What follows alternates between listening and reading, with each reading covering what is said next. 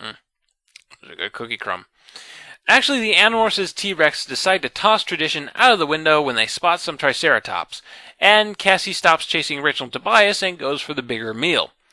Everyone gradually snaps out of it, but not before Cassie has killed one of the three horns, and this might be hard to believe, but this event is the one thing that makes it so that you cannot ignore this book when reading the series. The one thing that ties it into the rest of the continuity. And because it involves Cassie, you know it's damn stupid. Jake narrates. "Oh my God," Cassie cried in horror. "Cassie, look, it's not your fault," Rachel said. "It was the Tyrannosaurus. It was just being itself, you know." "I told you guys, I didn't want to do this, Morph," Cassie yelled. She began demorphing, but at the same time I was returning to Tyrannosaurus morph. "Cassie, you have to stay in morph," I said. "We have a mission." "No, I don't want to be this killer." "Yes, you do, because we need to kick some butt on those space ants, all right?" Marco said. "Cassie, come on," Rachel said. "We need you." "I destroyed a living creature, a fantastic living creature," Cassie mourned. "Yeah? So?" I know Cassie is always the reluctant killer of the group, and that succumbing to the instincts of the animal is always uncomfortable, but there is nothing morally different from this than Jake morphing a lizard and eating a spider all the way back in number 1, The Invasion. Get over yourself, you whiny bitch. Marco agrees. "Cassie, get over it. This is the late Cretaceous, according to Bird Boy here," Marco said coldly. "There are no humans, no human civilization, no human morality or religion or philosophy. This is hardcore nature. We're down to survival here. Survival. That's all that counts." "Surviving and getting home," Rachel amended. "There are humans here," Cassie said. "Us. We are human civilization. We have all that stuff inside us. It doesn't matter what year it is." "But you weren't human, so to speak. You were a human trapped in the body of a wild animal under its own control. That's like saying you committed murder because your tire blew out, causing the car to spin and ramming into somebody. Human morality is not some magical spell that trumps natural law."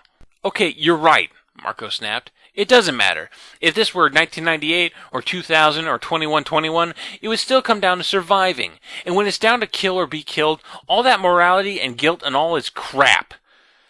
Cassie stopped morphing. For a while, no one said anything. Then at last, Cassie said, "You know something, Marco? You're my friend. I do almost anything for you. But you're wrong. Yeah, we're just animals ourselves. But we're the animals who can think. We're the animals who can imagine something better than kill or be killed. I don't think predators are immoral. I'm not an idiot, whatever you may think. But I'm a human, okay? And I have to think and care, and I have to feel things. Otherwise, I might as well be some gangbanger or a Nazi or a yerk," Axe applied. What?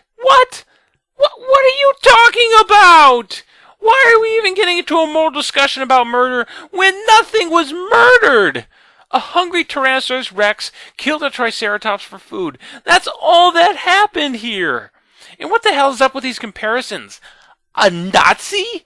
What, did we start using internet forum logic all of a sudden? Yerk? What? I thought Axe had eased up on the whole death to all Yerk things after that one Yerk in number 8 the alien betrayed Visit 3 over the death of his lover. And gangbanger? Really? Really? You keep using that word. Do not think it means what you think it means. I had finished morphing back to Tyrannosaurus. I waited for Marco to toss out some clever comeback.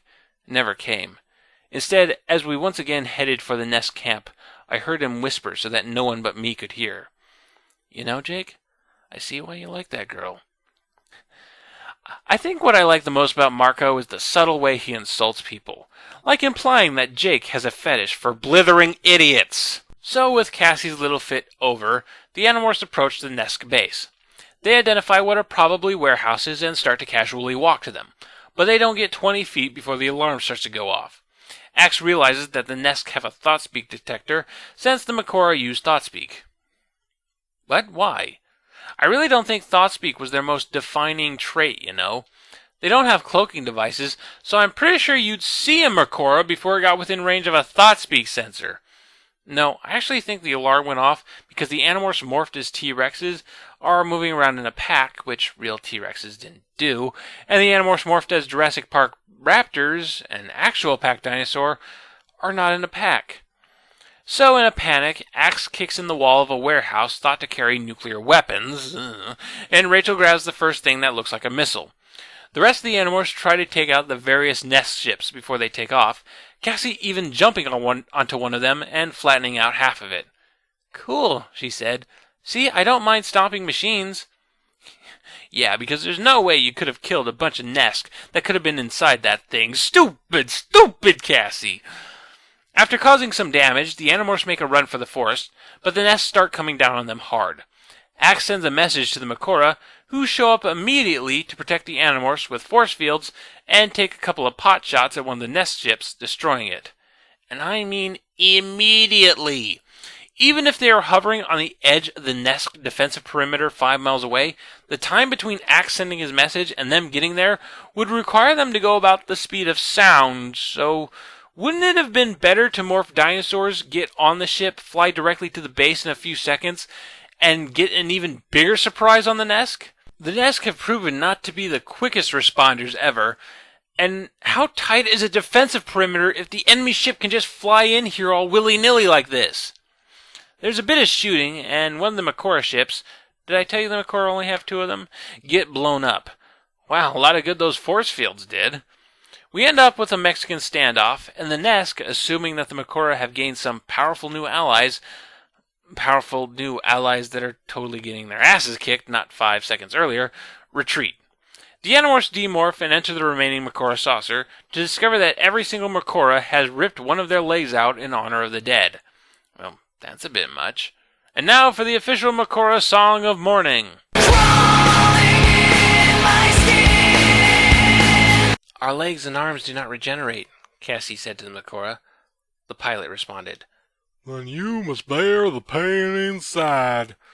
"Yes," Cassie said, "I will. These other guys, though, they're total jack-offs." Rachel narrates, "Thanks for saving us. We're sorry about the Mekora on the other ship," Jake said. We owe you. We owe you big. I don't know if that concept means anything to you, but we owe you." "That goes for all of us," I added. "Anything we can ever do for you. I mean, until we get back to our own time. Anything." "Don't make promises you can't keep, Rachel," Tobias said in a ThoughtSpeak whisper only I could hear. "It will only make it worse later." I looked at him for an explanation, but the eyes of a hawk give nothing away. Oh boy, here it comes. Everything we've discussed so far?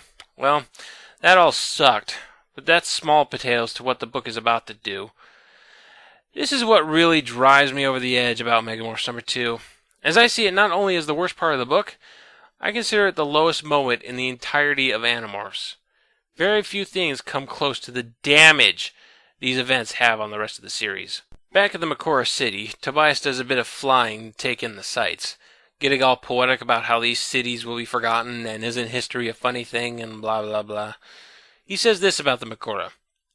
"They were a smart, advanced, and decent race. I hope somewhere out in the galaxy there were other Mekora colonies." Tobias must not have been listening when they brought up the whole "we are the last of our race because of shit-fucking black holes" thing. Probably should have put that in the equation he's been calculating in his head. Mekora soon tell everyone that the Nesk are leaving the planet, because... reasons? "Looks like the good guys won," Rachel said. "I think the Nesk saw that the Mekora had some new friends, some serious, butt-kicking new friends." "Yeah, because you totally showed them. You only managed to do the damage you did by the element of surprise. The Nesk kicked your ass in every possible way afterwards." Well, anyway, the Mekora celebrate by planting more crops, and the Animorphs get some time to relax. "So, okay, now we have to figure out where and when to use this nuke," Jake said. "The Mekora have agreed to let us use their computers," Axe said. "With their help, I can probably recreate the theory behind serial rips, and then come up with an accurate plan." Yeah, because the last time Axe put Andalite science into alien computers, it turned out so well. That night, things take a turn for the worse when everyone sees a sudden spike of light on the side of the comet. A few minutes later, some Makora approach the Animorphs and tell them that the Nesk have changed the trajectory of the comet, so now not only will the comet hit Earth, it'll directly strike the location of the Makora's settlement. Oh, wow. I'm calling it. The Nesk are the most pathetic villains in all of Animorphs. And yes, that's taking into account the Helmacrons. So the powerful ruling race of Earth got surprise attacked by 6 beings who take the forms of the local wildlife. The resulting damage is 3 destroyed ships and 1 busted wall, and the rest of the battle consists of the Nesk beating the ever-loving crap out of the Animorphs and destroying half of the Makora space fleet. The Nesk retreat, then decide from this one kinda maybe loss that they should completely evacuate the planet, and then out of spite make a comet hit the planet so that they can destroy the alien equivalency of a nudist colony. So much for all those dinosaurs the Nesk claimed ownership for. Weren't they all concerned about protecting the Spinosauruses earlier? You know what the Nesk is?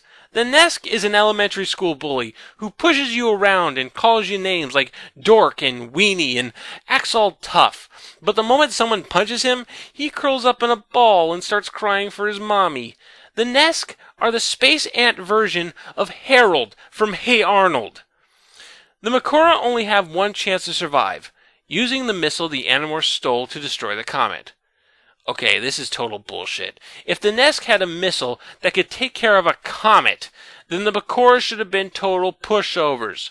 A bomb that makes a crater the size of Detroit should take care of the tiny Makora city pretty nicely. So not only are the Nesk wimps, they're total morons. This leaves the Animorphs torn. Do they use the bomb to get them back to their time and doom the Makora, or do they help the Makora and stay trapped in the time of dinosaurs? This would be a halfway decent moral dilemma to mull over, but off in the corner, Tobias talks with Axe in private. The Animorphs have a vote, and the majority say give the Nesk nuke to the Peace Crabs. The next morning, the Makora take the missile and take off in the remaining saucer. And then, the worst thing in Animorphs happens.